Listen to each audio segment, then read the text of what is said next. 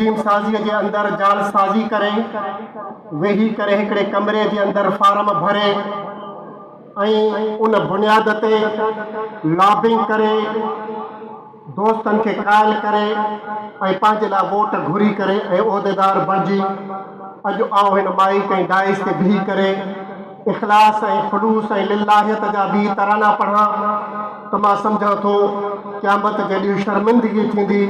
पैगंबर सल्लल्लाहु अलैहि वसल्लम जी उन जमात जो एक मेंबर सॾाईंदे। अज़ीज़ाने गिरामी असांखे नथो सूहे जंहिंजा हवाला हज़रत साईं गुलाम मोहम्मद साहब जा ॾिना हीअ जमियत उलमा इस्लाम अॼु जेका अव्हांखे नज़र अचे थी पई इन जे पुठियां खून जा वॾा सैलाब आयल आहिनि इन जे पुठियां वॾियूं वॾियूं क़ुर्बानियूं आयल आहिनि अव्हां जो जिते पसीनो ऐं पग रोड़ो आहे उते मुंहिंजे असलाफ माल्टा जो जेल कटियो आहे जिथे तव्हां ॿ विखूं ऐं ॿ कदम खणो था पिया उन्हनि कारे पाणीअ जूं सज़ाऊं काटे करे हिन जमात खे अॼु अव्हां ताईं पहुचायो आहे ऐं शायदि के अॼु शेखुल हिंद हुजे हा शायदि के अॼु हज़रत मदनी ऐं सिंधी हुजे हा त असांजे गिरेबाननि खां वठी करे असांखे ॿाहिरि बीहारिन हा ऐं हिन हाउस जे अंदरि असांखे न छॾिन हा। अज़ीज़ाने गिरामी जमियत उलमा इस्लाम कहिड़ी जमात जो नालो आहे अॼु बाक़ी पीपल्स पार्टी मुस्लिम लीग ऐं जमियत उलमा इस्लाम जे अंदरि फ़र्क़ु थोरो थो नज़र अचे जिथां जा उहदेदार जिथां जा ज़िम्मेदार बीह करे उहो साॻियो तरीक़ेकार अपनाइनि अॼु आउं उहो कयां कल्ह आउं मुल्क जी इस्टेब्लिशमेंट ते तनक़ीद कयां कल्ह आउं 47 फारम ते तनक़ीद कयां ऐं साॻा उहे यूज़िस ऐं साॻियो प्रोसेस ऐं साॻियो तरीक़ेकार इस्तेमालु करे आउं उहदेदार बणिजां ऐं आउं इहो चवां त जमियत उलमा इस्लाम जहिड़ी हक़ वारी जमात सां गॾु आहियां त पोइ यकीनन शर्म जहिड़ी ॻाल्हि आहे ॾुख ऐं दर्द जहिड़ी ॻाल्हि आहे त असांजो तालुक़ ऐं अव्हां जो तालुक़ उन जमात सां आहे जंहिं जमात जो उहो अज़ीम रहनुमा जॾहिं नवाब शाह जी स्टेशन ते पहुचे थो ऐं चंद माण्हू उनखे वसूल करण जे लाइ वञनि था पिया ऐं अचे करे मदरसे जे हिकिड़े कमरे में इजलास थिए थो पियो हिकिड़ो शख़्स उथी बीहे थो मुफ्ती महमूद तुंहिंजी 2 कलाकनि जी तकरीर ॿुधमि काश इहा लखनि जे इज्तिमा में हुजे हा काश इहा हज़ारनि जे इज्तिमा में हुजे हा त को फ़ाइदो हुजे हा 15 माण्हू वेठा आहियूं ऐं तूं डेरा इस्माइल खान खां हलियो आहे रेलवे ट्रेन में हलियो आहे ऐं अचे करे असांजे इजलास जे अंदरि वेही करे एतिरो मग़ज़बारी ऐं मथो आयो अथई त उहो मुफ्ती महमूद रहमतुल्लाह अलैह फरमाए थो पियो मूंखे अॼु जेके 15 माण्हू नज़र अचनि था सुभाणे इहे 100 में ईंदा ॿिए ॾिहाड़ी इहे हज़ारनि में ईंदा ऐं हिकिड़ो ॾींहुं उहो हूंदो जो उहे लखनि जे तादाद में हूंदा। अज़ीज़ाने गिरामी इहो उन मेहनत जो तसलसल आहे जंहिं मेहनत जो तसलसल इहो हुयो जो सकरनि जे अंदरि इजलास थिए थो पियो उन इजलास जे अंदरि सूबाई मजलिस उमूमी वेठी आहे इत्तिफ़ाक़ राय सां बीही करे सॼी उमूमियत खणी करे हज़रत साईं बेर शरीफ़ हज़रत साईं अब्दुल करीम कुरैशी रहमुल्लाह खे पंहिंजो अमीर मुंतखब कनि था पिया हज़रत साईं अब्दुल करीम कुरैशी उथी बीहनि था पिया ऐं चवनि था अब्दुल करीम में इहा सकत कान्हे का जो एॾी वॾी ज़िम्मेदारी खणी सघे मां इहो इन उहिदे सां निभाए नथो सघां पियो इहो तमामु बार वॾो आहे जेको मां पंहिंजे कुल्हनि ते नथो खणी सघां पियो लिहाज़ा मां दस्तबरदार थियां थो उहो अब्दुल करीम जंहिंखे इत्तिफ़ाक़ राय सां सॼी मजलिस उमूमी पंहिंजो अमीर चूंडे थी पई उहो उथी बीह करे चए थो पियो त मां पंहिंजी जॻह ते हिकिड़े अहिड़े शख़्स जो नालो खणां थो पियो मूंखे उमेद आहे त तव्हां क़बूल कंदो ऐं जमात खे उहो बासन तरीक़े सां पाए तकमील ताईं पहुचाईंदो ऐं साईं जन बीह करे हज़रत साईं मौलाना नूर मोहम्मद सजावली जो नालो खयो ऐं जमात जो उन जे मथां एतमाद वरितो। हिकु दफ़े मुफ्ती महमूद रहमुल्लाह फरमायो हज़रत साईं बेर वारनि खे त अव्हां जेको नालो पेश कयो इमारत जे लाइ यकीनन मौलाना नूर मोहम्मद सजावली हिकु मौलवी न हिकु आलिम न बल्कि इन जे अंदरि जेका मां बसीरत ॾिठी इन जे अंदरि जेको मां जमात जी तड़प ॾिठी उहो वाकई हिकिड़ो ॾींहुं ईंदो हिन जमात खे पाए तकमील ताईं पहुचाईंदो। अज़ीज़ान गिरामी अॼु थर जे झंग झर में अॼु थर जे उन ॿेट में भिटुनि ते जेके तव्हांखे मदरसा नज़र अचनि था पिया उहो हज़रत साईं नूर मोहम्मद सजावली जे महिनत जो तसलसल आहे उहो उन जे शागिर्द हज़रत साईं कासमी जे महिनत जो तसलसल आहे को बि हिकिड़ो शख़्स हिकिड़े उथी न बीहंदो जेको चवंदो त आउं पंहिंजे इल्म जी सनद इन्हनि शख़्सनि खां बाए पास करे का पेश करे सघां थो पियो बल्कि उन्हनि खे इल्म जा दरवाज़ा उहे हुया उतां वञी करे लंघी ऐं क्रॉस करे तव्हां वञी करे उहा सनद हुज़ूर साईं ताईं पहुचाईंदो उन जी महिनत जो तसलसल इहो आहे जो काल्ह सजावल जे अंदरि इजलास कयोसीं त उते साईं कासमी साहब खिताब करे थो पियो ऐं चवे थो पियो त राशिद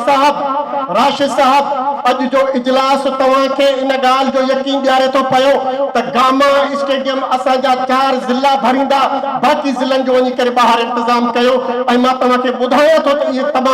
तमामु घणो वॾो इज्तिमा थींदो जेको गामा स्टेडियम पूरो न कंदो अज़ीज़ान गिरामी जेके मुख़्तसर हुयासीं जेके चंद हुयासीं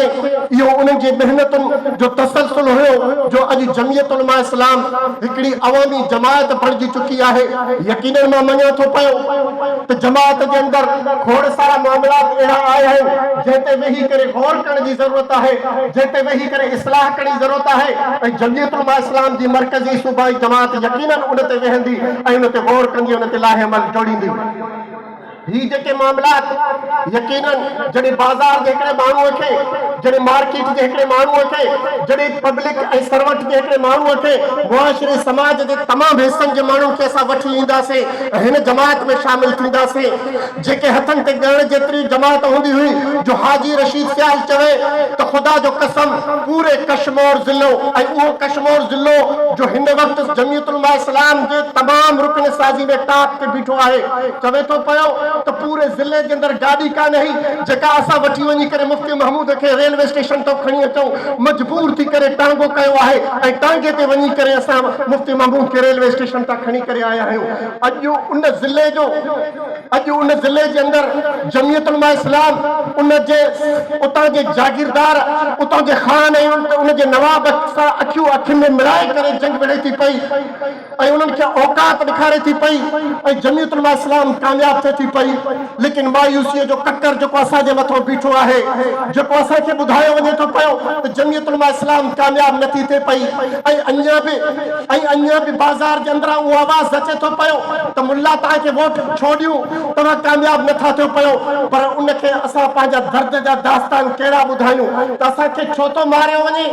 असांखे छो थो दीवारनि सां लॻायो वञे ख़ुदा जो कसम बज़ाहिर त मौलवी आहियूं बज़ाहिर त मुल्ला आहियूं बज़ाहिर त असां मेंबर मेहराब जा माण्हू आहियूं लेकिन उन्हनि जी सोच ऐं उन्हनि जो फ़िक्र इहो अथव उन्हनि जी सोच ऐं उन्हनि जे प्लान जे मनसूबाबंदी इहा अथव त उहो असांखे शिकस्त सिर्फ़ु इन जे करे ॾिए थो पियो वाज़े तौर ते जीअं इश्क़ जे अंदरि इहा ॻाल्हि तय थिए थी त मौलाना फज़ल रहमान खे इक़्तिदार नाहे ॾियणो इक़्तिदार त बजा मौलाना फज़ल रहमान खे क़ुवत ऐं ताक़त बि असेंबलीअ जे अंदरि नाहे ॾियणी छाकाणि त इहो असांजे आलमी हालात सां जेको गॾोगॾु असां हलूं था इन में हू रुकावट बणिजे थो पियो ऐं हू वाज़ी तौर ते चवनि था पिया असां दुनिया सां गॾु हलणु चाहियूं था असां अमेरिका जे तरफ़ां जॾहिं असांजे साम्हूं क्वेश्चन पुट अप कयो वञे थो त ॿी ॻाल्हि ॿुधण ई नथा चाहियूं येस आर नो में जवाबु ॾे त उहो पाकिस्तान जो सदर पाकिस्तान जो चवे थो पियो येस येस येस मां त येस कयां थो मुंहिंजनि अबनि ॾाढनि बि येस कई पर मुंहिंजो ईंदड़ नसल बि येस कंदो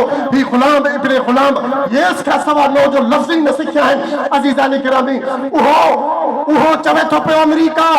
त मूंसां जेकॾहिं गॾु हलणो तवक्कल चवे पियो या पत्थर जी दुनिया में वञणु चाहियो था पिया त येस जो जवाबु खपे नो जो जवाबु न खपे साॻो हिन वक़्तु अमेरिका जो सदर वरी साॻी ॻाल्हि कई त पाकिस्तान वारो येस आर नो तव्हां छा था चओ त तव्हांखे तख़्त खपे या न खपे त उते ज़रदारी बि भॼी करे येस करे थो पियो त उते नवाज़ शरीफ़ बि पुॼी करे येस करे थो इमरान ख़ान बि येस करे थो अगरि नो जो लफ़्ज़ वञे थो पियो त उहो मौलाना फज़ल रहमान आहे सिर्फ़ु इन जे करे चवनि था त ज़रदारी साहब शहबाज शरीफ़ ऐं इमरान ख़ान ॿुधी छॾियो अमेरिका हिन वक़्तु इसराइल सां गॾु बीठी आहे ऐं तोखे बि इसराइल सां गॾु बीहणो पवंदो जेकॾहिं इसराइल सां गॾु न बीहंदे त तुंहिंजे हिन ऐवान जे अंदरि का बि नुमाइंदगी कान्हे का। ऐं इन वक़्तु ऐं उन हालात में जंहिं हालात जे अंदरि असांजी कंडीशन इहा आहे जो मलबे जे अंदरां हिकिड़ी औरत निकिरे थी पई, डंडड़ी मथे ते अथसि ऐं रड़ियो कंदी वञे थी पई। वीडियोस मौजूद आहिनि। अलाह जे रसूल खे क़यामत जॾहिं दहा ॾींदसि ऐं मुस्लमान जे गिरबान खां वठी करे अलाह जे रसूल जे अॻियां इन्हनि जे लाइ दहाई थींदसि त तुंहिंजे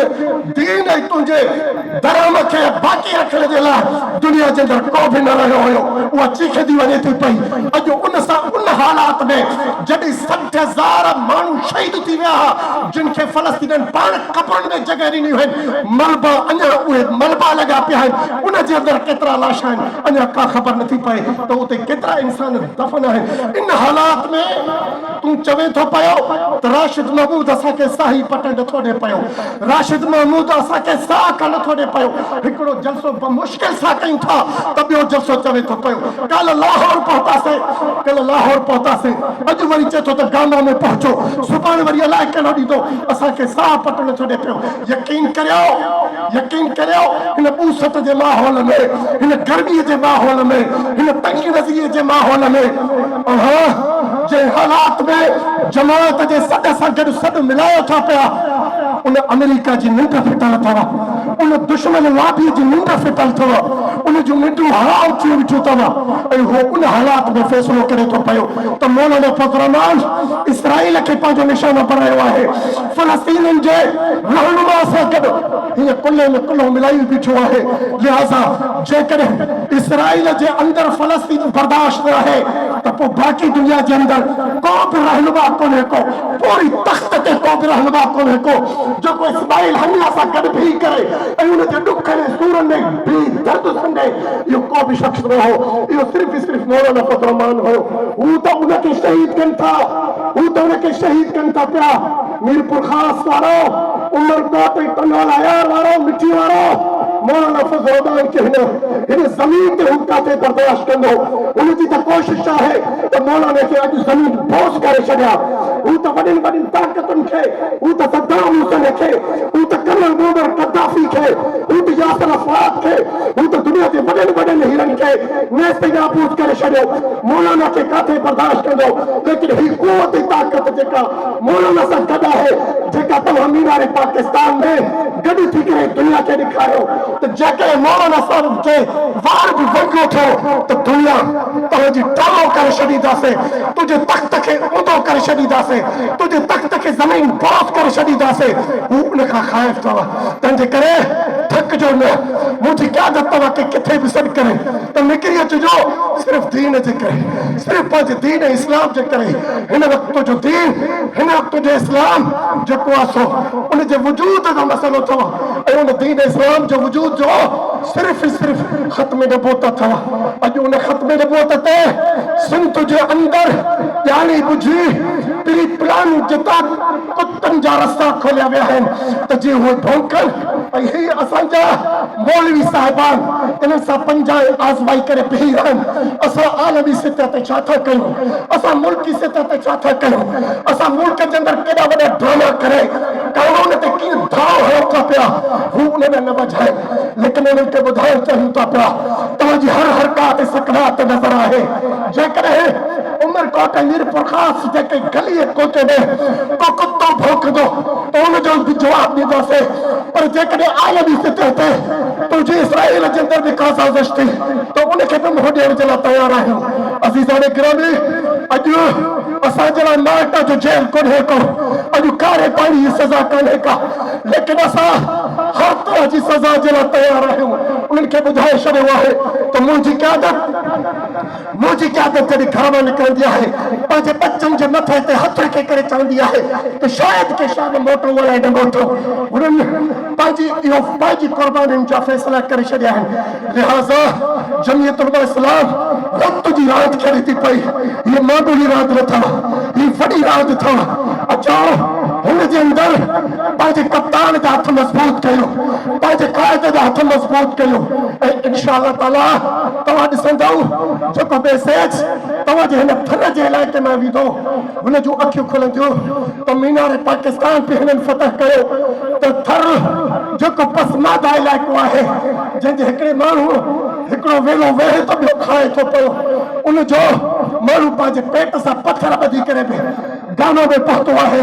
ऐं अमेरिका खे अखियूं ॾेखारे थो पियो मुंहिंजो क़ाइद ईंदो बैन अक़वामी सतह ते